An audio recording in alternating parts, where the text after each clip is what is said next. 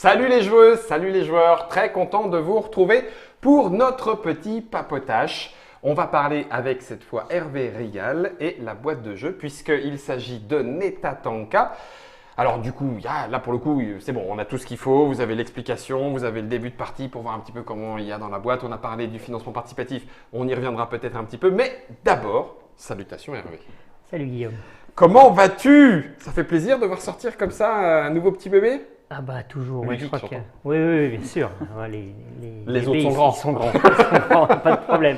Non, c'est vrai que ça fait toujours plaisir. Et puis surtout quand on découvre ce qu'a fait l'illustrateur, quoi. Oui, c'est les premières fois un petit peu, tu suivais l'évolution. De l'illustration, Ouais, pas pas tant que ça. trop, Oh, j'en ai je eu t'en une ai- ou deux, Si, je t'ai envoyé. mais pas la boîte.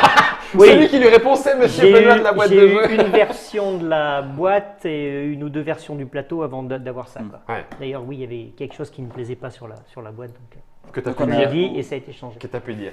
Ça se fait avec la boîte de jeu. Il y a donc Monsieur Benoît, salutations Benoît. Salut Guillaume. Et avec Benjamin, salutations Benjamin. Salut. Et non pas l'autre, pour ceux qui connaissent l'équipe de la boîte de jeu, que l'on salue également. Netatanka, ça sera le prochain sur la liste des jeux Kickstarter, Exactement. qu'on a dit, juin 2018, plutôt mars 2019 pour l'arrivée. Exactement. Tout se passe bien une fois encore, Kickstarter étant toujours un petit peu une aventure. On va revenir un petit peu aux sources. Hervé, c'est pas ton premier jeu. Celui-là date de quand, si tu as une mémoire? Enfin, je dis ça et encore, je triche un petit peu puisque, en l'occurrence, il y a un petit lien de parenté entre Figo et Netatanka. Voilà. Et là, alors, du coup, qui a donné quoi et pourquoi? Qui a donné quoi et pourquoi? Figo, c'est un projet pédagogique à la base, fait Ouais. avec des élèves. C'est-à-dire que les élèves étaient en train de découvrir le patrimoine immatériel du Bourbonnais et mon directeur a souhaité qu'il fasse une production et pourquoi pas un jeu. Donc on a cherché un petit peu ce qu'on allait mettre dedans. Moi j'ai tout de suite imaginé une mécanique. Les élèves ont travaillé sur les éléments, sur les dessins, et c'est ce qui a donné une mécanique avec des porteurs de savoir qui sont devenus les anciens dans Netatanka, des liaisons avec des métiers traditionnels du Bourbonnais qui sont devenus donc les différents points d'activité de Netatanka. D'accord, donc à la base, Figo, c'est presque un jeu de commande. C'est-à-dire Quelque chose ou un projet sur lequel tu n'étais pas parti Ah oui, immédiatement c'est- sur oui. l'aspect créatif, Oui. mais on t'a dit, tiens, pourquoi pas si, voilà. tu as Oui, réfléchi, c'est- bam. oui, c'est une commande, d'accord. Oui, vu comme ça, oui, c'est une commande. D'accord, et c'est quelle année? Ça a été commencé, c'est l'année 2013-2014, puisqu'on parle en année scolaire, là. Ouais. Donc le projet s'est lancé en septembre et fin mai, on avait des boîtes. D'accord. Donc un jeu édité, alors après du coup… Auto-édité. Auto-édité, Auto-édité. avec plusieurs participants, Fondation de France, Jules Ferry, j'imagine que c'est C'est le collège. Conseil général, etc. etc. Mhm. Et ils sont tous ici. 2013, 2018, 5, 6, 7, 8, en 5 ans, à quel moment, toi, tu te dis, il y a plus ou il y a moyen de l'emmener plus loin? Enfin, comment se fait la rencontre avec Alors la boîte de d'abord, jeu? à la suite du projet, j'ai toujours pensé que j'allais recycler entre guillemets la mécanique. Ouais. En 2016, il y a 2 ans tout pile, j'ai pris une table à l'Alchimie à Toulouse, je l'ai présentée et les gens se sont vraiment amusés. Parce qu'ils te connaissaient? Non. Non, non. Non, pas du tout. Oh, quel Pas du salaud, ce tout. Guillaume. Non, ils ont vraiment pris plaisir avec la mécanique en faisant abstraction du thème qui était pas très fun. Mhm. 2-3 éditeurs sont passés, ont essayé, ont trouvé sympa. Moi j'ai dit voilà, là c'est le moment, il faut que je change. Donc il faut que je trouve un thème et j'hésitais entre les Celtes et les Amérindiens. Donc j'ai fait quelques recherches plus vers les Amérindiens. Donc c'était la tribu des Lakotas, que j'ai présenté 3 mois plus tard à Ludimania. Exactement. 3 C'est mois là où plus je l'ai tard. essayé, moi. Je Festival l'ai- de Dijon. Ouais. Exactement. Où Benoît l'a essayé. Dans la semaine, il me renvoie un mail en me disant dis donc, t'as pas essayé de faire ci, faire ça Ah, Benoît aussi, tu étais déjà parti Ah ouais, côté, Non, on avait joué une partie Si. avec une de mes connaissances dijonnaises et toi, et puis je crois qu'il y avait un autre Je joueur. crois qu'on était que 3. Je sais plus. Et ouais, j'avais bien aimé. Alors, c'était différent, il y avait des choses qui… Oui, j'avais piqué des images sur d'autres jeux Voilà. d'Indiens Et, qu'on ne nommera pas, mais le plateau. je ne le diffuserai pas s'il faut. Mais, et du coup, j'avais trouvé ça très intéressant en termes de pose d'ouvrier. Nous, on sortait juste de Outlive. Enfin, en tout cas, on sortait de la campagne d'Outlive. Enfin, c'est en septembre, donc on avait déjà fini, mais on n'était pas encore livré, etc. Et on cherchait des jeux.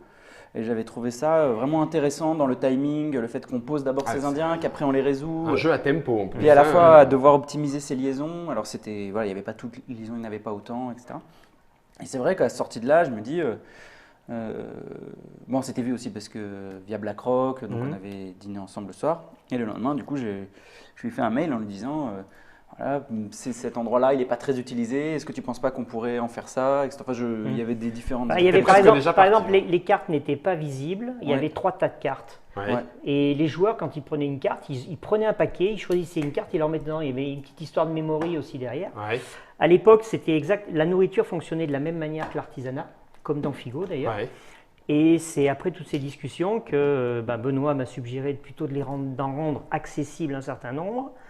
Alors ça n'a pas été comme ça tout de suite, hein, il y a eu d'autres solutions. Et par contre, je ne sais pas si c'est toi ou moi, j'en sais rien. On a changé la nourriture dans le fait de faire la. Je ne me rappelle pas. Moi, après, c'est loin maintenant, mais. Voilà. On rentre dans la phase de développement, c'était déjà signé, non? Non. Après, ça m'arrive des fois de faire des retours à des auteurs sur des jeux. Après, je suis intéressé, mais. Ouais, là, on était en septembre et c'est au mois de décembre qu'il m'a appelé. Il me dit il me reste une place dans mon planning, si tu veux aller pour toi. Ah ouais.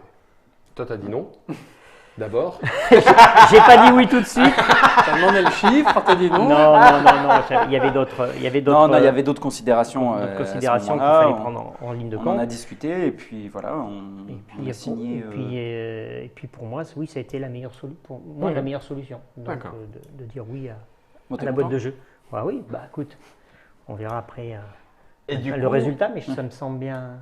Il y a une petite question. Alors le thème, on vient de l'aborder, il était finalement assez proche et comme tu l'expliquais aussi, hein, Benjamin, il y a eu un petit travail sur le thème pour en même temps pas tant le coller que ça sur le côté amérindien. Oui, alors c'était quoi le fait de vouloir le rendre un peu plus neutre ou faire gaffe aux messages portés ou quoi aux pièces? Comme avec Kickstarter, on touche le monde entier, on touche aussi les États-Unis et on voulait pas rentrer sur un territoire avec notre culture et nos codes et notre façon de parler, au risque de froisser sans le savoir la culture américaine, voilà, qui a peut-être un regard différent là-dessus. Donc on s'est dit, voilà, plutôt que de parler d'une chose qui pourrait être comprise différemment ailleurs, on va inventer quelque chose, comme ça tout le monde sera sur le même pied de perception. Ok. Vas-y, Hervé. Non. Une des questions qui est posée là par un de nos internotateurs, qu'est-ce qui du coup, tu as un petit peu répondu, te donne le signal de départ, parce qu'il y a le côté un petit peu développement, tu viens de le dire, hein, parfois tu proposes des idées à des auteurs sans forcément les avoir signées ou quoi ou qu'est-ce.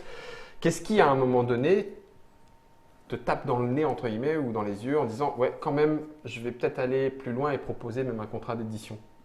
Après c'est toujours pareil, c'est-à-dire qu'un prototype, 5 éditeurs qui vont passer sur le même prototype, ils peuvent voir des choses différentes. Tu peux sentir un potentiel ou te dire ah, ce jeu-là vraiment j'adore, j'ai bien aimé telle sensation.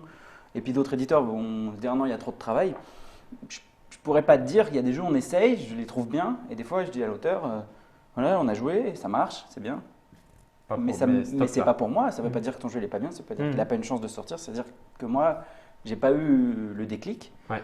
Et ce qui ne veut pas dire que le jour où il sort avec le travail de l'éditeur, je ne trouverais pas ça génial. Enfin, avec la discussion qui s'opère. Et là, ouais, j'avais vraiment beaucoup aimé. Il y avait, alors te dire maintenant ce qui fait le déclic, c'est compliqué, mais il y avait ce côté, les ressources, il faut les mettre sur le plateau, il y avait les liaisons, il y avait l'ordre du tour.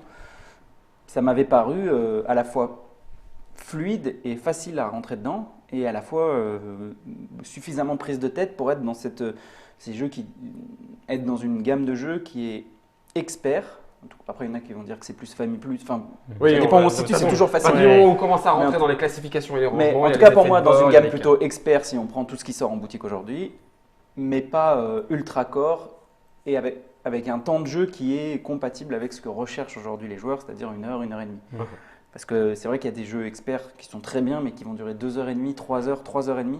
Il y a des exceptions, mais c'est souvent plus compliqué à vendre parce qu'on n'a pas toujours 3 heures à investir sur un jeu. Bah oui.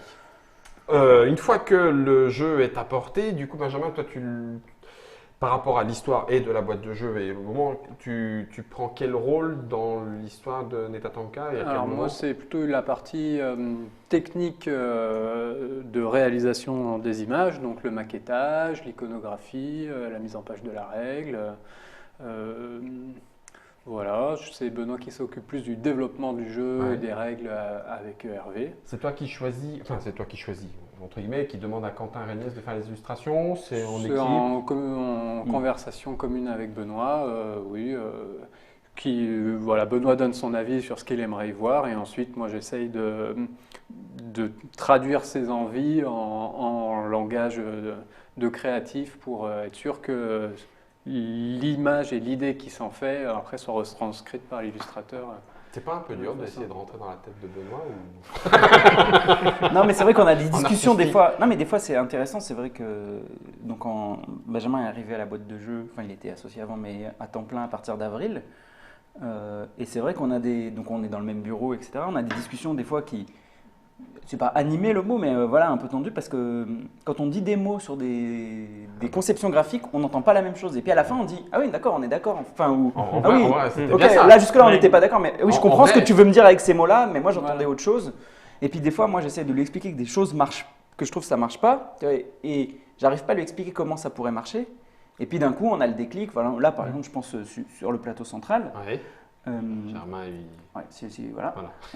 On avait ces spots là où on va placer les nomades et on a fait beaucoup de tests parce qu'on n'arrivait pas à ce que ce soit à la fois en ayant un plateau assez chargé graphiquement pour qu'il soit beau, à ce que les spots se distinguent facilement et qu'on distingue que ton regard en balayant, ils comprennent ça c'est de l'iconographie, ça c'est du dessin. Mhm. Donc quand je cherche qu'est-ce que je peux faire sur le plateau, je vais trouver facilement l'iconographie.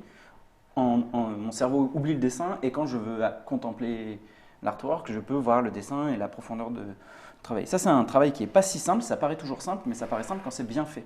Typiquement, je prends un exemple souvent, c'est le jeu de vidéo Civilisation. Civilisation, c'est un taux d'information à l'écran qui est énorme, mais c'est si bien fait que en fait, tu arrives tout de suite à voir les informations que tu veux. Et c'est un travail sur les tailles, sur les couleurs, enfin surtout sur les nuances de couleurs, sur les formes. Tu vois, là, sur le plateau central, c'est des petits détails, mais on a mis longtemps à mettre ce petit liseré blanc autour des lieux. Tu le vois pas spécialement, Non, mais en fait ton cerveau, lui, il le voit. ça l'identifie clairement. Et en fait, il le voit Ouais. et il vient distinguer ça du reste. C'est des petites choses, c'est des nuances de couleurs. C'est le fait qu'aussi on ait assombri les chemins. Tu vois, tous les chemins, on les a assombris. Oui. Pour pas, parce qu'avant, on avait fait une bonne enfin, Benjamin avait bien travaillé pour que, avec Quentin, ils aient une différence de couleur entre les zones où on va poser ces nomades et puis tout ce qui va être du décor. Mais comme les chemins étaient de la même couleur, On en fait, voulait le poser cerveau, les il bonhommes. n'arrivait pas à voir les ronds. Ouais.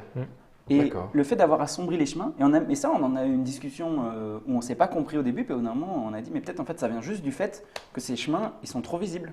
Il faut qu'ils soient visibles, mais pas trop. Alors bon, là, c'est pas les bonnes couleurs de plateau, Oui, ça bah se voit oui, pas forcément, là mais aussi, on le en fait, prend en le version fait de les prototype. avoir assombris, ça a participé énormément. Pareil sur tous les icônes, on en parlait tout à l'heure. Benjamin a fait beaucoup de tests, et le fait d'avoir trouvé cette couleur à la fois qui est compatible avec le thème du jeu, qui est un peu naturel, etc., une couleur bleu clair, mais qui est à la fois moderne et qui va venir trancher avec le Ouais, reste. qui ressort Tu clairement. repères tout de suite tes icônes, ils sont clairs, tu les comprends, tu vois, je pose mon... Et ça, c'est un travail qu'on fait d'habitude, qu'on a fait sur Il y a- plusieurs jeux avec Ori Games et Igor Polushin qui fait ça très bien. Là, Benjamin l'a fait seul, c'était aussi un challenge qu'il avait souhaité voir Relever. Et ça a été long, mais je trouve qu'on a fait quelque chose. Enfin, en tout cas, moi, j'en suis très content du travail qui a été fait par Benjamin. Je trouve que quand on sortait le prototype, où Hervé avait pensé ce plateau en rond, enfin en arrondi, etc., où personne n'est à l'envers du plateau, ce qui était très intéressant. Ouais. Et puis qui fonctionnait avec cette idée de cercle concentrique, les anciens au milieu, etc. C'est vrai que quand on sortait le proto, souvent les gens ils étaient un peu perdus. Ils avaient du mal à distinguer où je peux poser mes nomades, qu'est-ce qui se passe, etc. Et là, tu l'as fait tourner dans plusieurs festivals, mais moi, pour l'avoir ressorti récemment, ça arrive carrément moins avec cette version-là. Ouais, c'est clair. Ah. Ils comprennent tout de suite où sont les spots où je Ouais, peux poser tout à un fait. bonhomme. Et du D'accord. coup, voilà. Il n'y a que les gens qui avaient joué avant Ah le bah oui, bien précédent qui sûr. ont un peu plus Qui de là, mal à bah oui, mais s'adapter. ça, une fois encore, Pour se réadapter image, à l'habitude. image Ouais. réimprimée, il Ouais. faut rechanger un petit peu. Tout à fait. Là, en l'occurrence, il est quasiment. Or, il n'y a pas de. Enfin, pour les daltoniens, les icônes sont dessinées avec la main ou sans la main, avec une petite, un petit halo ou L'eau de pas. lumière, Donc, ouais. c'est presque. Bah, après, il y a les couleurs de ressources, Oui, éventuellement. puis les couleurs de bonhomme. Alors après, c'est toujours pareil, c'est-à-dire que on essaye d'avoir des jeux qui sont daltonien friendly. On n'a personne de daltonien, mais même quand on demande à quelqu'un de daltonien, il y a différents types Ouais. de Oui, mais ça, daltonisme. Donc, on peut pas Et satisfaire suivant les... malheureusement Alors tout on le essaye, monde. bien sûr, Mm. on essaye de faire au mieux, mais c'est jamais simple de distinguer. Ce qu'on essaye de faire aujourd'hui, c'est ce qu'on avait fait sur Outlive, c'est qu'il y ait au moins une couleur qui tranche suffisamment avec les autres pour que la personne qui est le daltonisme le plus, il puisse Prononcé. distinguer les siens par rapport aux autres. Aux autres. Ouais, Après, peut-être il sait pas exactement, il peut avoir du mal à distinguer tout, qui est quoi et où. mais il éventuellement. peut distinguer les siens, ce qui est déjà un premier niveau. qui Donc permet du de jouer. coup, Netatanka commence avec Figo le jeu. Il t'en reste quelques Ouais, boîtes. oui, oui. On peut, si jamais vous avez envie un petit peu de faire Contactez-moi. l'affiliation, non mais c'est vrai, hein, contactez Hervé. Premier jeu en auto-édition, voir comment on passe de l'un à l'autre. Tu l'as ressorti, reproposé, retravaillé, rencontre avec la boîte de jeu, développé, y compris iconographiquement parlant, etc., etc. La décision de le porter, alors je sais pas, moi ça me fait penser forcément, non justement la question elle est là, ça me fait penser à Outlive Kickstarter, Netatanka Kickstarter, est-ce que c'est aussi simple que ça l'équation qui vous amène sur le Kickstarter pour plein non. de financement? Aujourd'hui, au départ, Netatanka, on avait prévu de le faire Normal. directement en boutique. Parce que voilà, on trouvait que le jeu il s'y prêtait bien. Après, on fait des choix en termes d'investissement, de coût de jeu, de rentabilité. Bon, on ne va pas forcément refaire toute Rentrer dans l'économie les du détails jeu. et puis faire la comptabilité de la boîte. Non, mais c'est aussi important. On se rend compte aussi avec Outlive, parce que ça a aussi motivé la décision, qu'à un moment, Outlive, ça a sorti en Kickstarter le fait, alors qu'il y en a eu beaucoup de livrets des Kickstarter en France, ça n'a absolument pas coupé ses ventes en boutique. Ça a même été de belles ventes en boutique, de très belles ventes. Et du Donc coup, l'un et l'autre se sont nourris. Exactement, La c'est-à-dire campagne que et la version d'un coup, retail il y a boutique. des gens qui reçoivent le jeu, ils en parlent, d'autres en ont envie. Et ça entretient. sur ce type de jeu où un peu expert, on n'est pas sur des volumes qu'on peut faire même sur d'autres jeux à nous, c'est-à-dire du 1, ça c'est pas à nous Azul, mais bientôt. je compte le racheter. D'ailleurs, 1 et Jeu Azul, plus c'est pas familial. comparable. Non, mais... oui, Non, mais je veux dire, voilà, on n'est Ouais. pas. C'est des fois plus compliqué. Même s'il en sort moins, il y a aussi un public qui est un peu moins important. Et Kickstarter permet en fait de toucher des prescripteurs qui vont permettre aux boutiques d'en entendre parler, de le conseiller, et puis aux gens aussi d'avoir envie de l'essayer. Et on a constaté sur Ten to Kill et sur Outlive que c'était plutôt une aide pour le jeu, et du coup pour Netatanka, donc on a choisi de pousser en termes d'investissement sur l'illustration. Bon, on va pas, mais voilà, d'investir en termes d'illustration et de différentes choses, de matériel, etc. Et de dire on va faire une belle édition sur Kickstarter qui nourrira le fait que le jeu puisse ensuite être en boutique, pas avec une qualité moindre. Ouais. Enfin, voilà. Ouais. Hervé, toi, tu avais alors, c'est vrai que le statut est un petit peu particulier, tu es assez proche, je ne sais pas si c'est comme ça qu'il faut le dire publiquement et devant la caméra avec BlackRock. Bah oui, puisque je fais partie des fondateurs. Voilà, donc, mais bon, je préfère que ce soit toi qui le dise que moi si jamais c'était pas comme ça qu'il fallait le dire. Non, il n'y a pas rien à cacher. Hein. Et il y a le côté auteur aussi, donc avec la distribution qui a pris beaucoup de place chez BlackRock, avec le côté toi auteur, du coup ces différents angles d'approche. Toi, tu le voyais comment, le Kickstarter pour Netatanka et tout? C'est quelque chose que tu dis, non, j'ai moyen ou au Alors, contraire, non, allons-y, c'est Au l'aventure. départ, j'étais plutôt satisfait qu'ils veuillent le faire d'une manière classique. Ouais. Parce que j'y connaissais pas grand-chose en Kickstarter, tout ça, et j'en voyais pas forcément l'intérêt à ce moment-là. Ouais. Et c'est vrai que le jour où il m'a dit, finalement, On le va peut-être sentirait faire bien. comme ça. Ouais. Bon, j'ai pas dit non. Donc, T'as j'ai pas dit, abordé. Mais d'ailleurs, pourquoi je pas. t'ai J'ai- posé la question, je t'ai demandé Ouais, si ça peut-être. t'embêtait ou Voilà, pas. Voilà, j'ai réfléchi, puis peut-être qu'il s'était passé du temps, donc j'avais un autre Regarde. regard sur Ouais. le Kickstarter. Donc je dis, au contraire, c'est une expérience à vivre. Ah. Voilà. Donc du coup, tu vas y aller aussi répondre un petit peu aux gens, parce qu'on a vu, il y avait Je Greg. sais pas comment ça fonctionne encore. Donc j'ai pledgé quelques fois pour des jeux, mais Ouais. mais sinon De l'intérieur, ça va être vraiment, ouais. les suivre. Je sais pas comment. Quel va être mon investissement, ce qu'on va me demander de faire, si ce que j'aurais forcément envie de faire, ou j'en sais rien. Voilà, En après. termes de gogo dancing, normalement, ça se prend assez rapidement pour faire monter un petit peu. Non, mais Donc enfin voilà, le but c'est quand on prend la décision, c'est aussi d'en discuter avec Hervé. C'est pas de lui dire bon ton jeu finalement on le fait sur Kickstarter, que tu sois d'accord ou pas. Puis surtout comme on n'avait pas ce deal là au départ, enfin ce deal entre guillemets, il faut qu'on soit d'accord. Moi je me rappelle que tu avais été plutôt oui ok. Après il a trouvé le bon argument. Vas-y. On l'avance d'1 an. C'est vrai aussi. Mais, parce qu'au départ il était prévu fin 2019. Ouais. Et puis après, donc c'était avancé. Oui, parce que ça c'est rigolo parce que ça veut dire que, en l'occurrence, je rigole.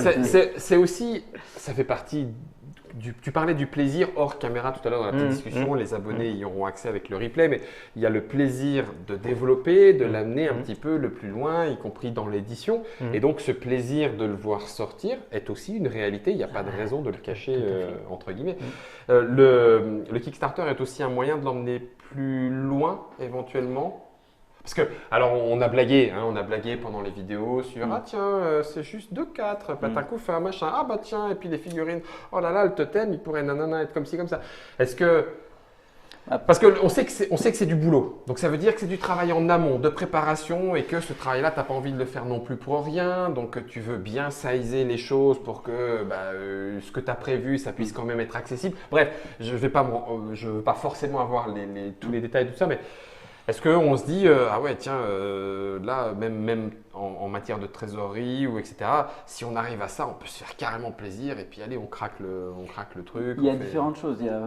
On parlait tout à l'heure de la version collector qui sera Kickstarter exclusive.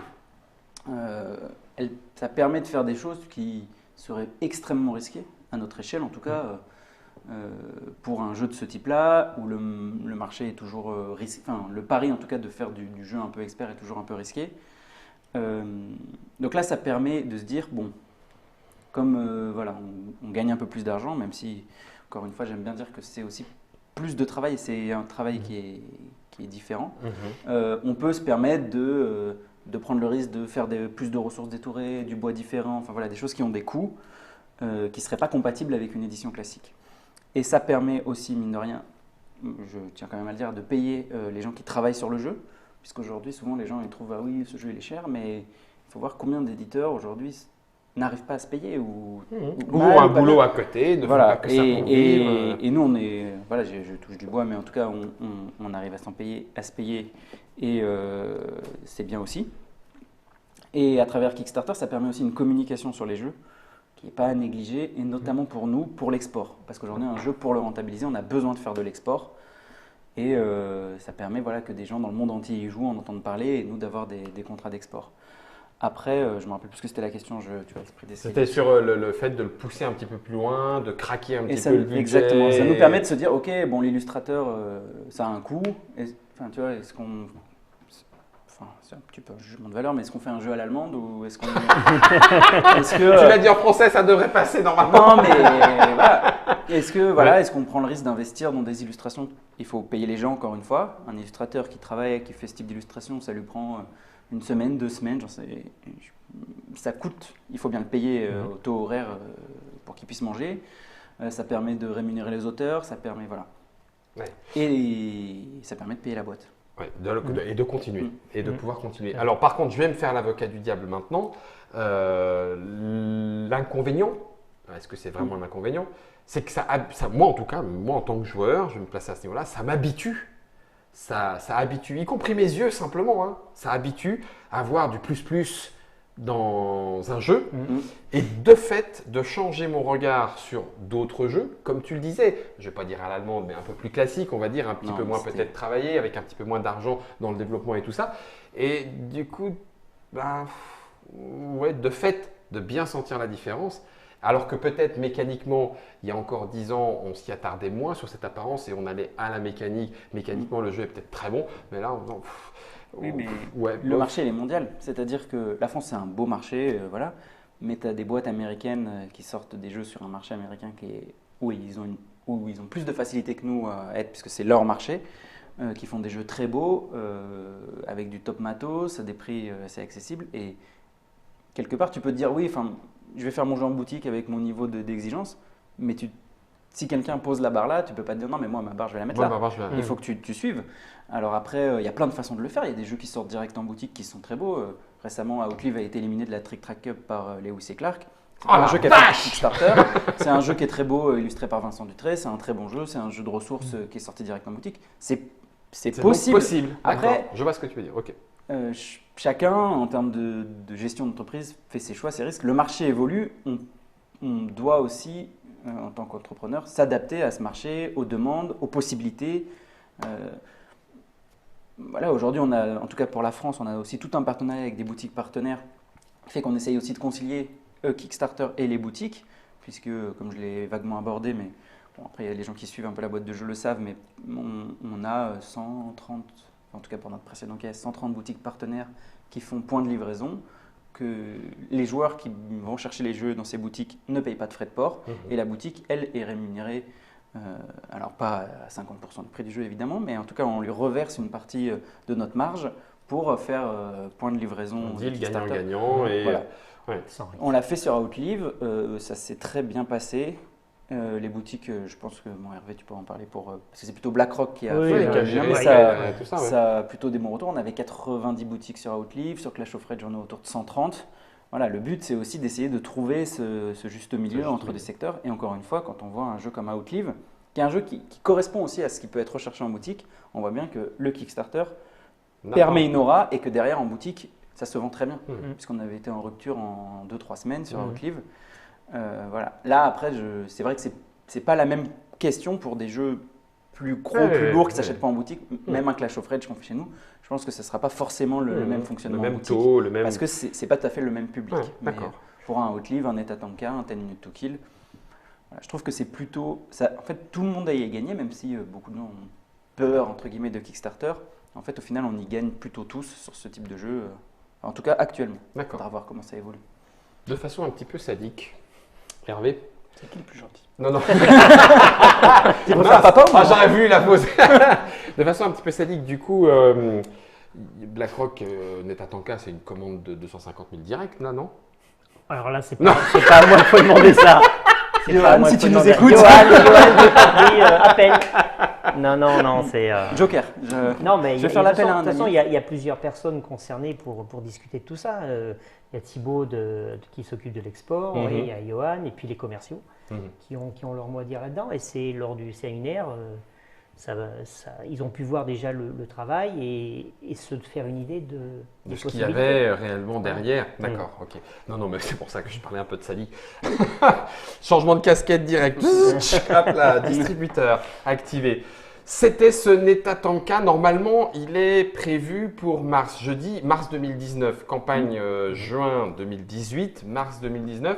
Ce mars 2019, vu la façon dont vous en parlez, donc Hervé Rigal, Quentin Régnès, merci Germain, 2 à 4 joueurs pour l'instant, à partir de 14 juin, 90 minutes autour du jeu.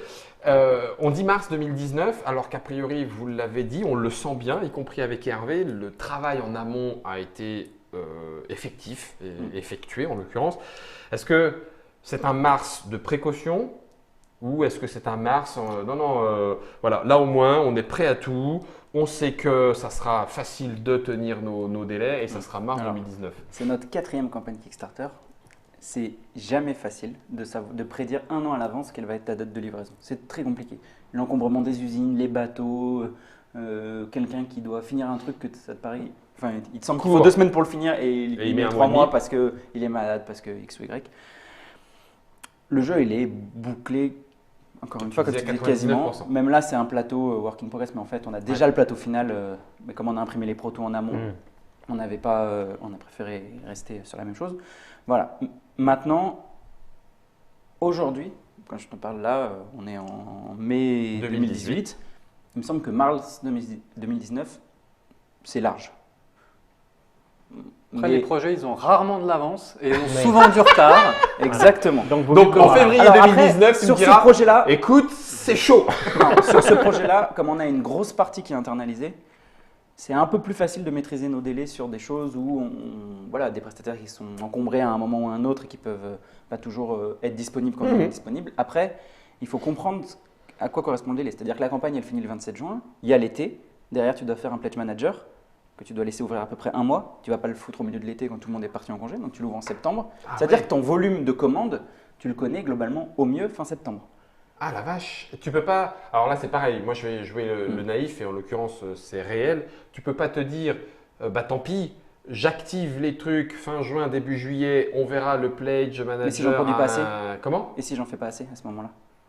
Parce que le Pledge Manager c'est- permet c'est aux sans retardataires de. Oui, mais si après j'ai un stock, j'ai toute une partie qui est exclusive à Kickstarter, qu'est-ce que je.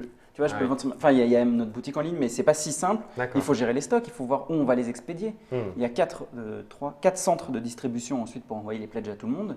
Il faut réserver, enfin, faut gérer avec la logistique, les bateaux, les importations. D'accord. Donc peux quand tu pas passes non une plus- commande en septembre, voilà, il faut aussi négocier avec.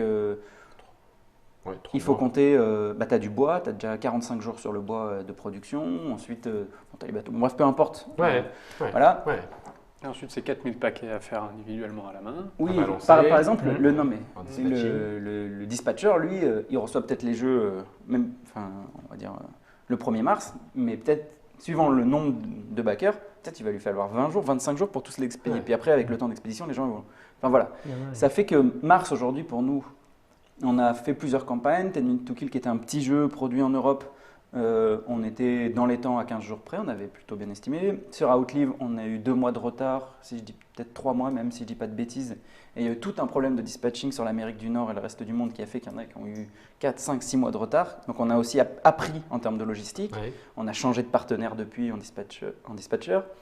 Clash Clash of of Rage avec du plastique, de l'injection, des moules, etc. Et encore une fois, là, des fois des prestataires qui sont plus ou moins disponibles pour de la sculpture, pour de l'illustration. C'est normal, ils ne peuvent pas être là comme ça. Ouais. Ce que tu croyais qu'elle allait être fini début septembre, bah, c'est fini fin octobre. Et oui, du coup, Ouais. l'usine, bah, elle est plus disponible. Oh là là là là. Et voilà. Donc Clash of Rage qui était prévu pour juin 2018, il va plutôt être livré en septembre-octobre. Ok. Et on est encore sur un 2-3 short track. mois. Ouais. Voilà, Mhm. c'est jamais simple. Ouais. Et derrière, voilà, Netatanka, c'est un jeu qui est toujours, on a l'impression, ouais, on a tout vu. Puis c'est là où tu te dis, ah oui, tu as fait cette petite traduction, cette petite autre boîte, ce petit truc. Et puis d'un coup, il nous manque cette petite illustre, il fallait la refaire au fait. Ah oui, mais l'illustrateur, tiens, il est parti il est en vacances parti. pendant 3 semaines au Nicaragua. Ah ouais, d'accord. On prend quelqu'un d'autre? Ton oncle il Non, fait mais quoi demain? c'est des petits détails comme ça Ouais. qui font que c'est compliqué à estimer. Aujourd'hui, mars, ça nous paraît large. Mais- On préfère mais donner on une date un parle peu plus mars. loin pour livrer Voilà, un peu ouais. avant, mais peut-être que ce sera. Voilà. Ouais. Puis mars, ce qui tombe avec Cannes en même temps. Ouais. Et plutôt, voilà, il y a que, des plutôt, projets. plutôt que juste après les vacances de Noël ou tu vois, des... Puis les Ouais. usines aujourd'hui, elles font 150 000, 200 000 jeux par mois. C'est ce qu'elles sortent comme volume. Bah, elles ne sont pas toujours disponibles quand on a besoin, quoi, d'un coup. Mm. Ouais. Des fois, oui. Donc il va falloir que tu ouvres ta propre usine. Voilà. Je vais ouvrir une usine à Dijon. je C'est vais ça. acheter. Du coup, Hervé Netatanka, c'est le suivant. Il y en aura d'autres avant Estampiller la boîte de jeux Oui. qui arriveront. Hein. On en Mhm. reparlera sur Trick Track. A priori, dans ce que tu as dit, une expérience plutôt plaisante dans ce développement, dans le tout à fait, partenariat, tout à boîte de fait. jeux, Et puis, etc. comme je l'ai dit, différente d'avec Kickstarter. Ouais, pour donc, autour de Shakespeare. Voilà. C'était le Mais très agréable. Ouais. Meilleur. Non, je plaisante. Positivement. Non, différente parce que vous m'avez fait beaucoup plus participer au développement. D'accord.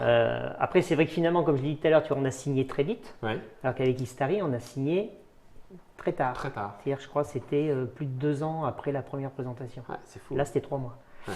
Donc finalement, le développement, et il est sorti 6 mois après la signature.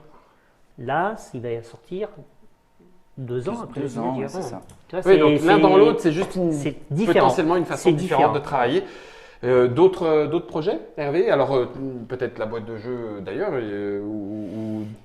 parce que Pour l'instant, il tu dort. as des protos. Oui, j'ai des protos, il y en a certains que j'ai présentés aussi à Benoît et Benjamin. Il y en a un qu'ils ont envie de suivre. On verra, mais il y avait du boulot. Ouais. Hein, il y avait du boulot. Et moi-même, j'en étais pas hyper satisfait. Donc ça, il a déjà un petit peu évolué. Mais étant là-dessus, j'ai pas le Pas le temps temps non de plus faire de les faire. tests. Bien sûr. Puis oui, c'est du temps d'esprit, réflexion, quoi. bien sûr. De Bien prendre sûr. le temps de faire des mécaniques, etc. Et bien voilà, la petite histoire, le petit papotage autour de Netatanka. On a fait de belles digressions qui ont permis d'éclairer plein de choses, que ce soit du côté de l'auteur, justement, cette façon dont le temps parfois est un petit peu élastique dans le développement et dans la vie d'un jeu. Du côté de l'édition, côté icono, le temps que ça peut prendre, le pourquoi du comment d'une campagne de financement participative et ce que ça représente en termes d'investissement, de temps, voire même de délai. Alors quand on dit non maîtrisé, c'est pas non maîtrisé parce qu'on les a laissés partir à volo, mais c'est parce que dépendant de plein d'autres facteurs. Tout ça autour de Neta Tanka. Vous avez les vidéos d'explication dans la Trick Track Télé, c'est Hervé qui nous explique. Vous avez le début de partie que j'ai ensuite terminé hors caméra et brillamment gagné. Yes. Ah, c'est facile. Oh, bande de moqueurs. Allez. Ouais, vous auriez même pas dû rire quoi. Neta Tanka, mesdames et messieurs de Hervé Rigal, c'est dans la Trick Track Télé. Merci à vous de nous avoir suivis dans ce petit papotage. Moi, je me régale toujours autant, que ce soit avec nos invités à la table ou que ce soit avec vous, de découvrir ces éléments du monde ludique, ce petit backstage. Merci à Germain pour la réalisation. Et en attendant de vous retrouver autour de nouvelles aventures ludiques, continuez bien, bonne partie et bon jeu.